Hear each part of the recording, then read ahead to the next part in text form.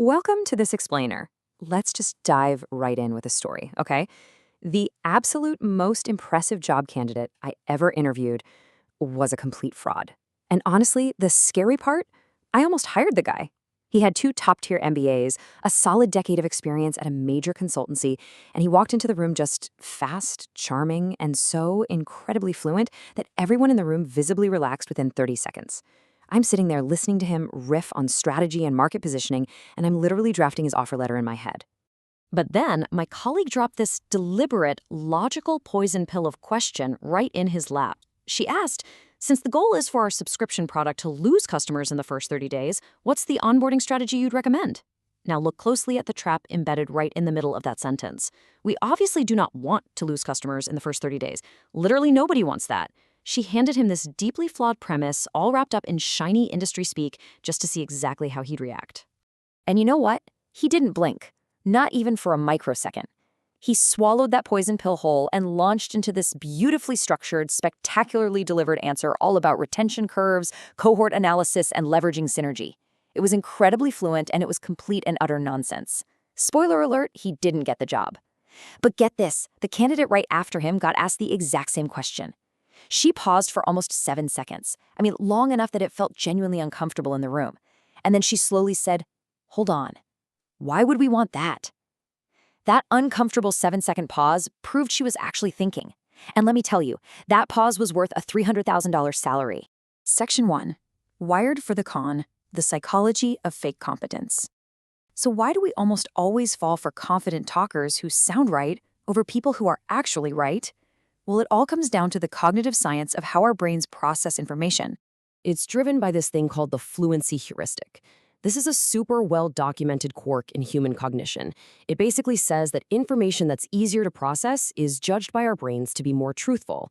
You see, genuinely evaluating a complex claim takes a ton of mental energy. So an exhausted brain sitting in a long meeting outsources that heavy lifting to a much cheaper, easier question: does this sound clean and confident? If a statement is delivered quickly and smoothly, your brain just goes ahead and interprets that ease as a signal of correctness. And that builds right into the reality of the Dunning-Kruger effect. Now, the popular version says incompetent people think they're geniuses. But the actual reality? The mental skills required to perform a task are the exact same skills required to evaluate your performance at that task. These fluent frauds usually aren't malicious at all. They just genuinely cannot perceive the flaw of their own knowledge. Over time, they've memorized the shapes of correct answers without ever actually learning how those answers are made. All right, Section 2. The silent pause test, exposing the floor of knowledge. This brings us to the tactical solution. How exactly do you bypass those impressive credentials and test the actual live mind sitting right in front of you? Well, you use the silent pause test. The absolute fastest way to find the floor of someone's knowledge is to ask them a question that contains a subtle, plausible-sounding error. And here is the exact recipe for crafting one. First, you pick a real concept in their field. Second, you reverse the relationship, so state a goal that is the exact opposite of what's normally desired. Third, embed that inversion right in the middle of a sentence that otherwise sounds totally operational. And fourth, deliver it flatly. Seriously, don't smirk, and whatever you do, don't telegraph that it's a test. The absolutely crucial point here is making it sound like a useful error. For example, if you're in marketing, you might say, "Since we want to lower our conversion rate to improve lead quality."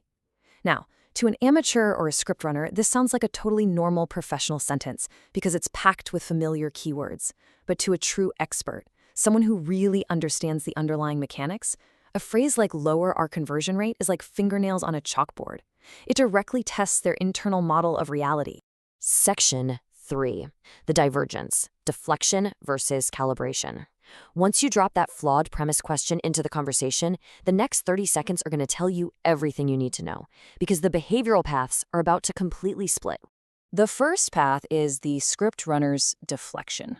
They will almost always start with a bridge phrase like, "That's such a great question," and they say this fast, right, with a very empty cadence. But make no mistake, this compliment is actually a verbal flinch. It's exactly what someone says when a question lands somewhere it wasn't supposed to and they desperately need to buy some time. Then they'll follow it right up with something like, "What we've seen in the industry is..." You see, the script runner's brain hasn't actually parsed the logical error in your sentence. Nope. It merely scanned for keywords like conversion rate and then triggered a matching pre-recorded cassette tape of jargon. They're just talking around a hole in the bucket, really hoping you won't notice that the bucket is completely empty. Now contrast that with the second path.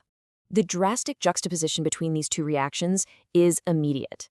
While the script runner gives an instant response, totally misses the flawed premise, and leans heavily on jargon, the real expert does something almost unsettling. They halt entirely. They pause for 3 to 10 seconds. You honestly might even start wondering if they heard you. But then they flag the error, and they translate the problem into simple, everyday terms.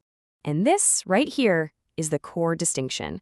The amateur tries to answer your question. The expert, well, renegotiates it. They stop the conversation dead in its tracks to correct the premise. They'll say something like, wait, lowering the conversion rate is a strange way to put that. Do you mean adding friction to filter for higher intent? They aren't being difficult, I promise. They're actually protecting everyone in the room from wasting 20 minutes on the completely wrong topic.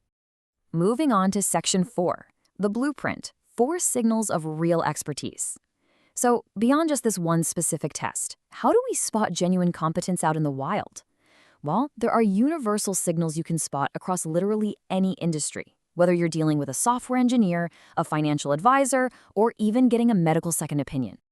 Here are the 4 undeniable markers of a real expert. 1. They pause internally before complex questions. They don't just vomit filler words, they actually think. 2. They push back on your premises. They don't just automatically accept your framing of the situation. 3. They translate complex concepts into your vocabulary, not theirs. And 4, and listen, this one is absolutely vital, they comfortably say, I don't know. An amateur treats I don't know as this massive confession of weakness, but a true expert, they treat it as basic professional hygiene.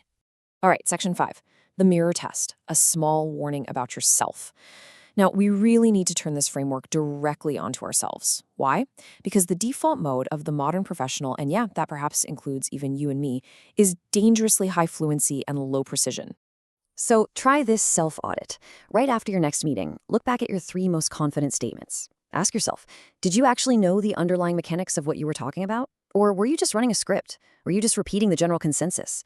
If you do this honestly, you might discover that a significant chunk of your professional confidence is actually just a performance. It's a completely normal adaptation to a work environment that constantly rewards sounding smooth. But just noticing it is the first real step to fixing it. So here's a little challenge for you for the next 7 days. Practice a strict 2-second pause. Seriously, before answering any non-trivial question, just stop for 2 full seconds. Ask yourself if the question even makes sense as it was posed. Now, I warn you, you will feel, in those 2 seconds, deeply unprofessional, kind of like you've forgotten your lines on stage, but you have to push through that initial feeling. As we wrap up this explainer, I really want to leave you with a provocative question to chew on. Ask yourself, could I defend my claims against a real expert, or am I just performing in a suit? We've so thoroughly trained ourselves to mistake speed for skill and fluency for genuine understanding. But remember this. The most dangerous person in the room is rarely the loudest or the fastest. It's almost always the one who hears your question, sets down their coffee, and quietly says, wait, say that again? Because that pause, it isn't a gap in their knowledge. That pause is the entire job.